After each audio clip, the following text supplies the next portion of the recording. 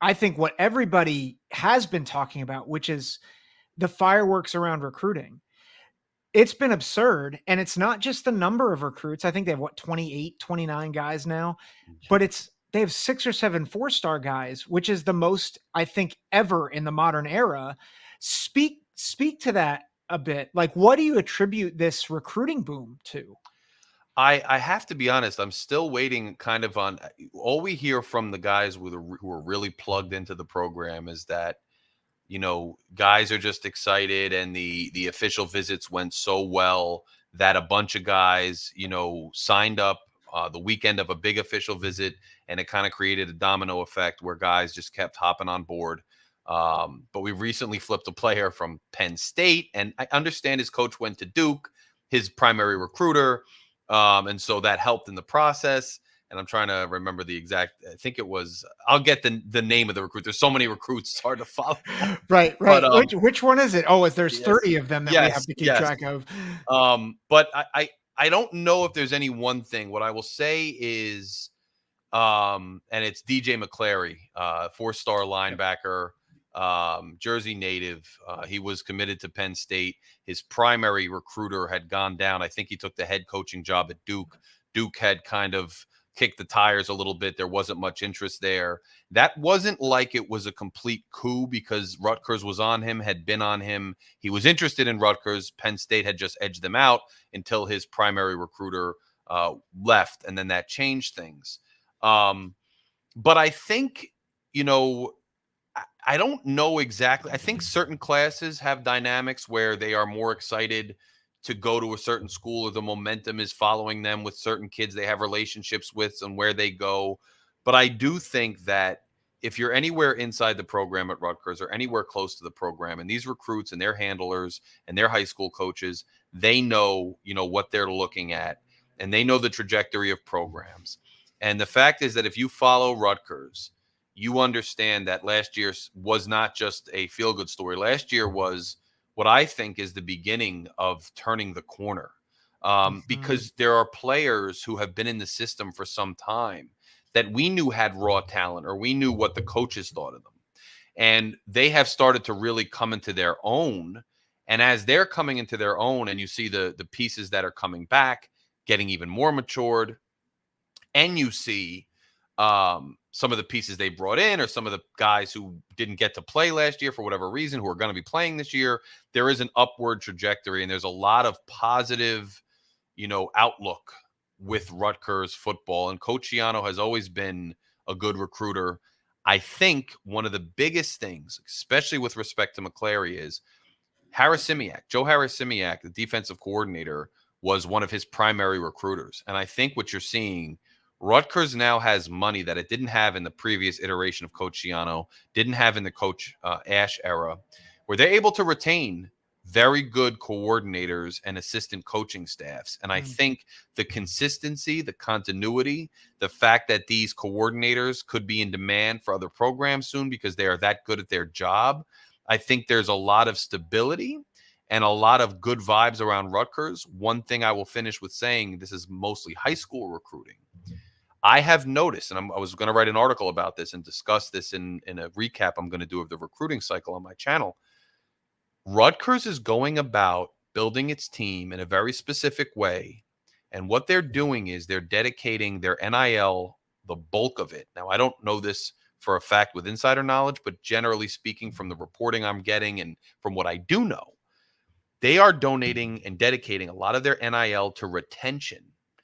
Hmm. And so they are, when Schiano says we are a developmental program, he doesn't mean the program's in perpetual purgatory as, a feeder. What he means is we are getting high school guys and younger guys. We are putting them in a pipeline and we expect to have them here in a few years when they reach their potential. Now, Schiano's always been a developmental coach. This era makes it harder to do because the transfer portal is what it is.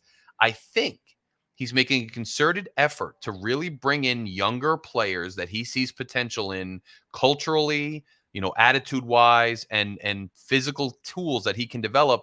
And by dedicating the NIL to retention and fostering a good culture, I think some of these young players really still see a place where they can go, grow up, reach their full potential, maybe get to the league, if not, really come out with a degree and good opportunities. And I think there is still something to be said for that recruiting ability at the high school level that maybe some other programs aren't dedicating as much to with the transfer portal, and expecting some kids who maybe aren't going to develop as fast to maybe leave. I think Rutgers is saying, well, if you're not going to do that, we're going to fill that void. And I don't know if these are high end kids, but I think there's something to be said for really sticking to his guns about going after kids that want to be here, that he wants, and maybe it's starting to pay dividends. Well, and it sounds like what you're describing is how do we make Rutgers not just a place to be, but the place to be? Like we're going to Yes. become the place to be developed, to be a 4 or 5 year player here, get you ready for the NFL. And in this day and age, you need a culture. I think a Yeah. lot of people they think of college football and they think of the NCAA football game, which we're just about to get the new iteration of, and they're like, well, just get all the 5 stars, and Right. then that's just how you win. And it's like, no. And I think actually the biggest blueprint of this is Michigan. I was just talking with Andy and Jared over from Out of the Blue. Hmm. They're part of the Amazing Brew network there. Hmm. But they were talking about they have done something that nobody else has done, which is they scout the portal and they recruit the portal, the right guys from the portal better than anybody else. Yes. And that's how they made their success the past 3 years, is that they really hit the portal and then they got their guys in high school recruiting. And it sounds like what you're saying is really in the same vein.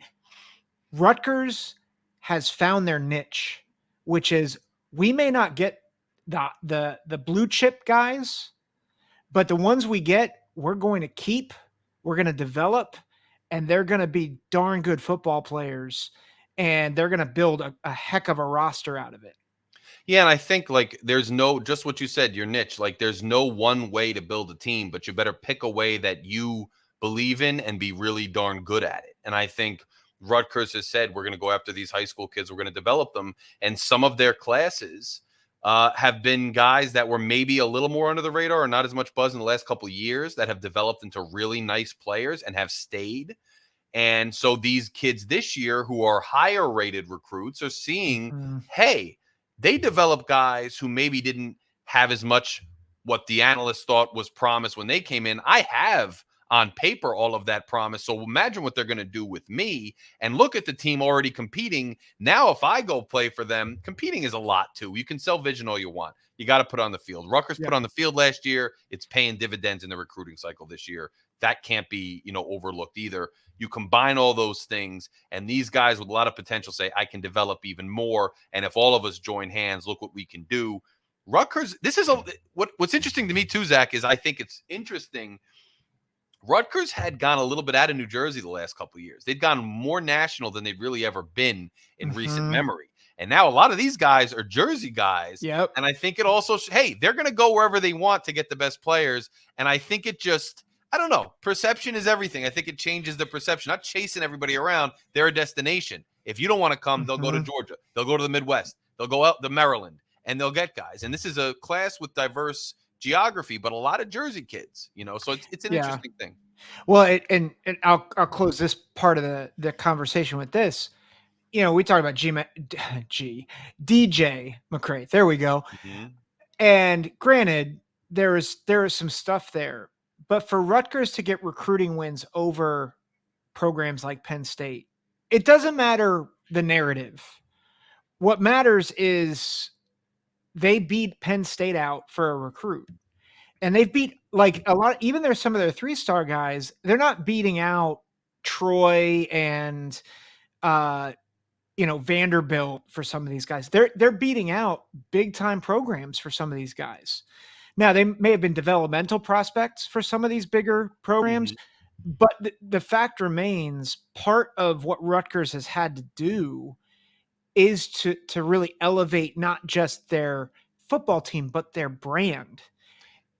And all of a Yes. sudden they're doing that. So it sounded like you were about to respond to that. Yeah, so I think people can say whatever they'd like about who cares who we were up against, who cares about star chasing. And to some extent, that's true. You're going to find the best players for your program. We get it. But I've always thought, exactly to your point, you can gauge a lot about where the program currently is standing, especially in the eyes of recruits, with who you're going up against for recruits. And it was clear when we were regressing as a program at the last, years of Chris Ash, where the teams that were beating us were like, sometimes we get beat by Temple, and now we're flipping exactly what you said. Yeah, there's a narrative. Yeah, there's a reason that we got an individual to flip from Penn State, but it doesn't matter. We flipped somebody from Penn State. And usually a couple years ago, maybe, even if there was a reason for a kid to want to not go to Penn State any longer, he's not flipping to us. He's flipping to some other school. So the fact that we were able to flip a Penn State kid in general for perception, but also for the reality of people like you and I looking at the ascension of a program, it is a signifier of the growth of the program. I definitely think.